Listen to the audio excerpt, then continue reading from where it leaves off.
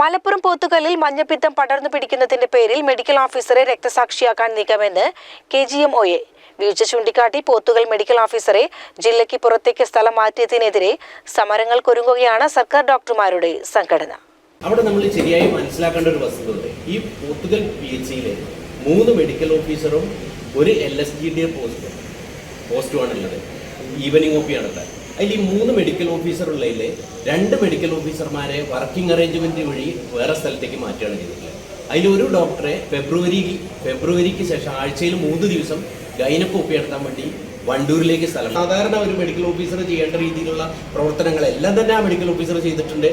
പോത്തുകൽ പഞ്ചായത്തിൽ മഞ്ഞപ്പിത്തം ബാധിച്ച് 4 പേർ മരിക്കുകയും 300-ലധികം പേർക്ക് രോഗം സ്ഥിരീകരിക്കുകയും ചെയ്തതിനു പിന്നാലെയാണ് ആരോഗ്യവകുപ്പിലെ പരസ്പരം പഴിചാരൽ. മെഡിക്കൽ ഓഫീസർ 2 മാസത്തെ ലീവിൽ പ്രവേശിച്ചതിനു പിന്നാലെയാണ് ജില്ലയ്ക്ക് പുറത്തേക്കുള്ള സ്ഥലമാറ്റം. പോത്തുകൽ ഭാഗത്ത് ഡോക്ടർമാർ അടക്കമുള്ള ആരോഗ്യ ഉദ്യോഗസ്ഥരുടെ തസ്തികകളെല്ലാം ഒഴിഞ്ഞുകിടക്കുകയാണ്.